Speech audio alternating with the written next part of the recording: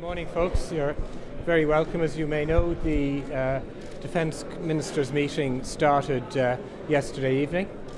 We had a very detailed discussion yesterday evening on issues relating to the forthcoming Heads of State meeting next December, when they're going to be addressing the area of European common security and defence policy. And it's the role of defence ministers in the European Union, in conjunction with the External Action Service, to look at what the substantive issues are that should be prioritised at next December's Council meeting, and to make suggestions for that agenda to Heads of State. We also had a briefing last night from Jean-Yves, the French Foreign Minister, on issues relating to Mali, the French engagement in Mali in dealing with the jihadists who are there. During today's meeting, there will be an extended discussion on the EU training mission to Mali, the arrangements with regard to that mission, force protection issues.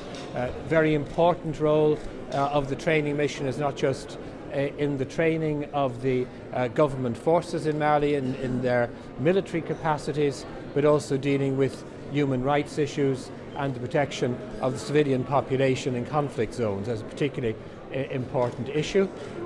It's anticipated that Ireland will be participating in that training mission, and there will be a statement issued on that issue, I expect, later today. We're also going to be receiving reports from those in charge of the different EU missions in the Horn of Africa. Brigadier General Ahern, who's in charge of the mission that's presently based in Uganda, training Somali government forces, will be detailing the position as it is and the plans to locate in Mogadishu, and also force protection issues in that context. We'll be getting also a briefing on what's happening with regard to Operation Atalanta, which deals with the problem of pirates in the Horn of Africa and the protection of shipping.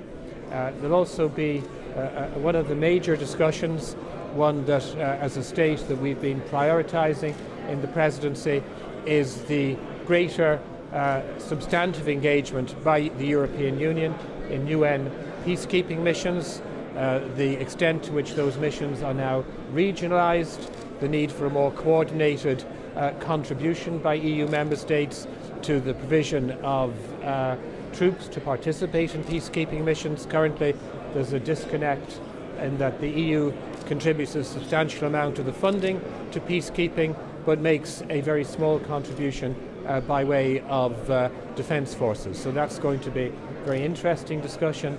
We have representatives from the United Nations to participate in that. We have the Secretary General of NATO, who's also with us, and he will be contributing because NATO is a very now important regional player in the peacekeeping area. So that will give you an insight into some of the issues that we're going to be dealing with during the course of the morning.